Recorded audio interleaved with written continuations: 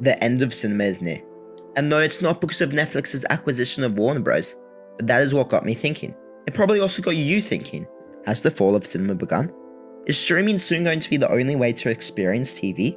So before we get started, I just want to give a heads up that this video is fully my opinion. I'm not saying facts, but I'm telling you what I believe. I see it as discussion.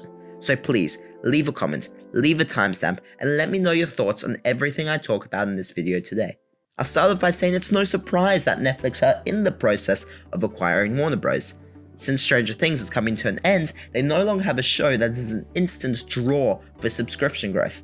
Looking ahead, they clearly want pre-existing IPs which they can take to the next level and keep subscriber engagement through. So we've covered that Netflix needs something new, but why could this lead to the death of cinema? Well, everything Netflix stands for is against the theatre experience. Over the years, they've had many movies, including most recently the Knives Out sequels, Hitman, and Guillermo del Toro's Frankenstein, that could have easily been massive blockbuster hits.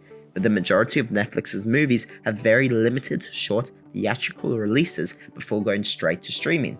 In most countries, you cannot find a cinema that will show these movies. Has lack of cinema experience affected these movies? Have they been slept on?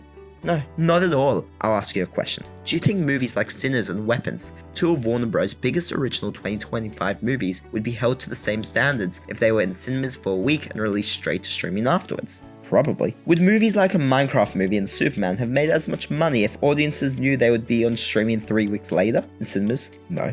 But from everything, yes. Theaters as a general take around 50% of the money a movie makes.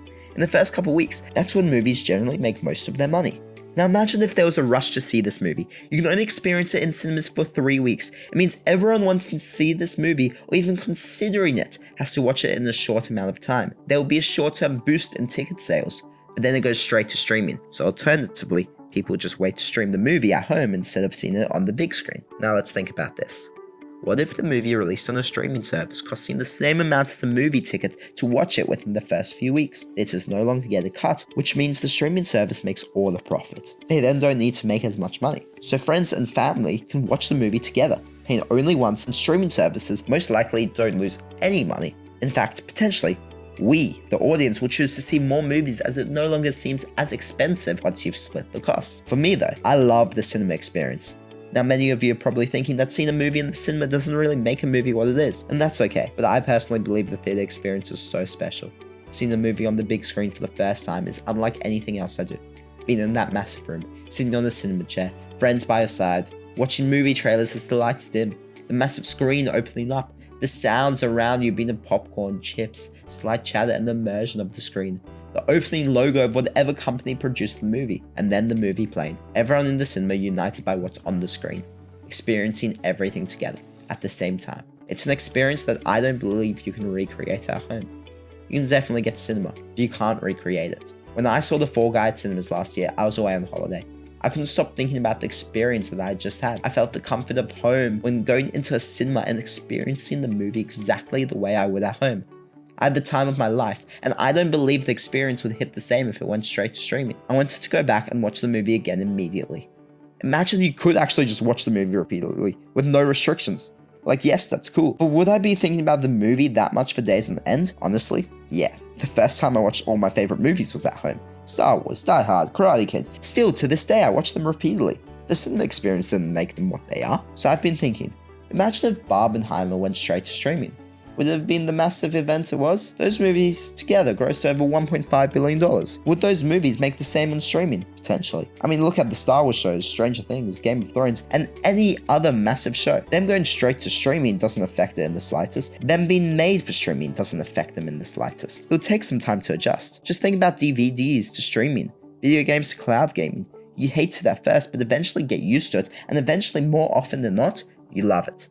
There will always be some people against it, but I believe a majority will be for it. This also doesn't mean that cinema has to go completely. A movie that an audience wants to see will do well. Most recently, Zootopia 2. It's almost made $1 billion within the first 2 weeks at cinemas. Even old movies re-releasing can make a fortune. The Revenge of the Sith re-release broke records.